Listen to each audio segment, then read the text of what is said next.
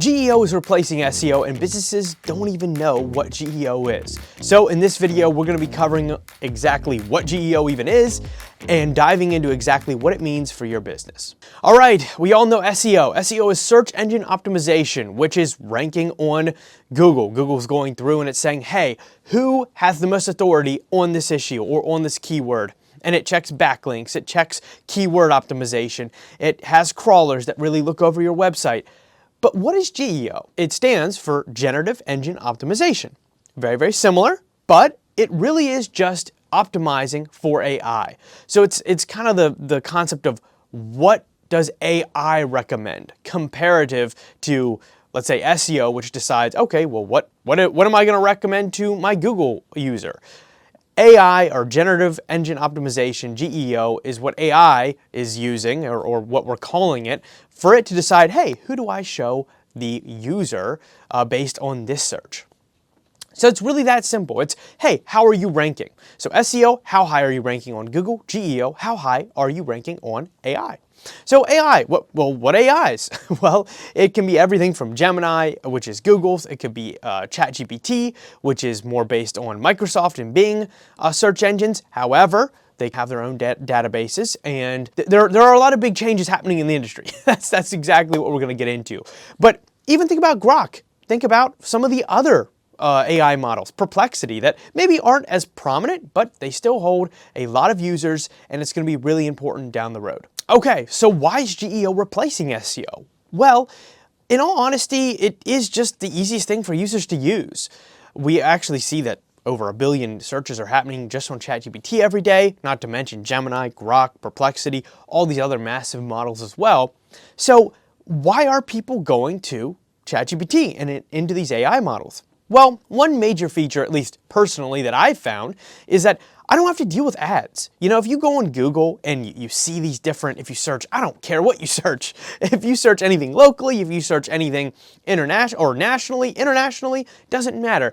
If you search, you're going to get hit with PPC ads, you're going to be hit with either display ads, something. You're going to be hit with ads. And the honest truth is that I know that they're paying to be there, and a lot of users do. So it's not as optimal as, for example, going and saying, hey, what is actually being recommended based on Google's best understanding? So that's where AI models come in, and a lot of consumers are now going to these AI models, whether it's chat boxes like ChatGPT, Perplexity, Grok, and even just going to Google's Gemini. So it's really, really important, and it's going to be the future of search. That really is what we're looking at. And the biggest shift in search that we've seen since Google kicked off and really started taking things by storm in 2009. In 2009, Google crossed over 1 billion searches. And this past year, ChatGPT passed 1 billion searches a day as well. I mean, it's pretty crazy.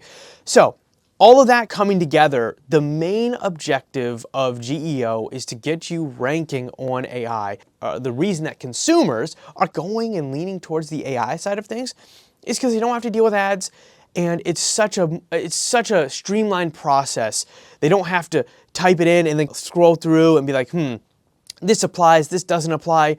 AI is already figuring out what applies to their search, and it's giving them suggestions based on that. Now we understand why a lot of users are moving away from, let's say, search engines like Google, Bing, if anybody uses it, but now they're going to these AI models.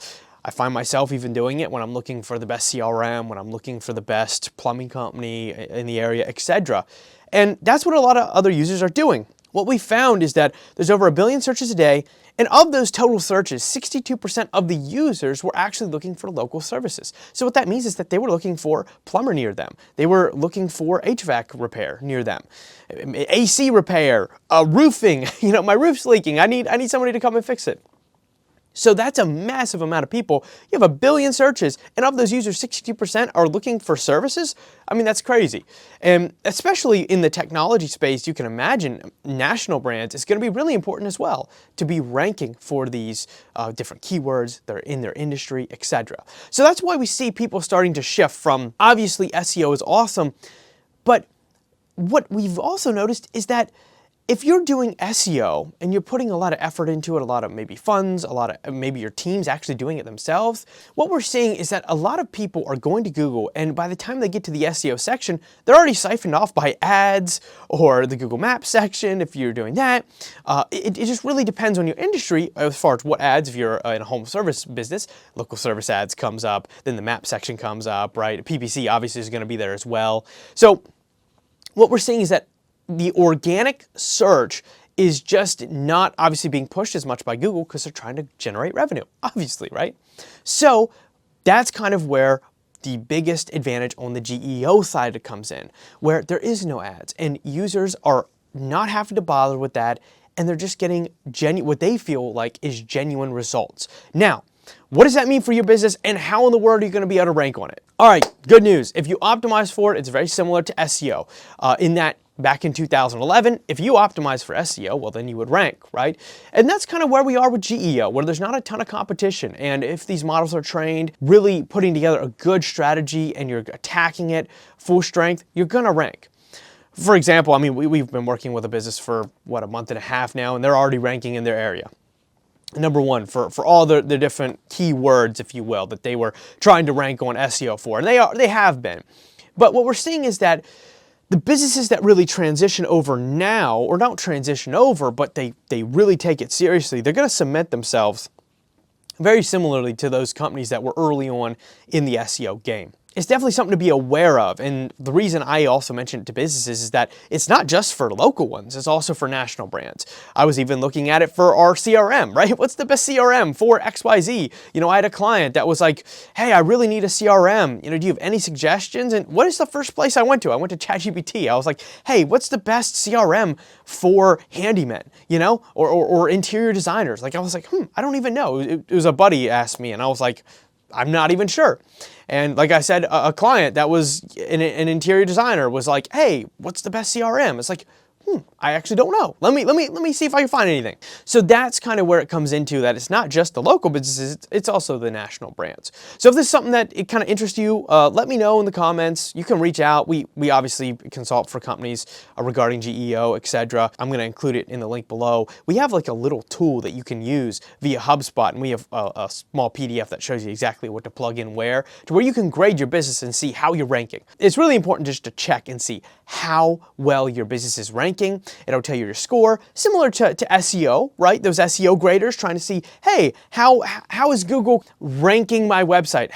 What is it saying? Oh, maybe I have a bunch of duplicate tags. Oh, I don't have enough backlinks. You know, all those things that the SEO grades kind of did and would tell you, hey, you're not ranking, you know, your domain authority is not good, or X, Y, and Z. That's what we're looking for with GEO, and we have a nice little grader for you. So you can just plug in your information, and our PDF will walk you through it, and then boom, you can get a grade. So if you have any questions on that though, and we have our business associates here who are always looking over GEO graded material, or even just brands in general to see how they're going to rank on AI and what it would take to get them to rank on AI. So if that's something that interests you, definitely reach out. Comment below. We'll go to our website. It's also in the description. And yeah, I'm excited to see what we can continue to do in the industry. So anyway, if you guys have any questions, thoughts, leave them down in the comments. Make sure to leave us a subscribe and a like. And I guess we'll keep jumping in GEO more.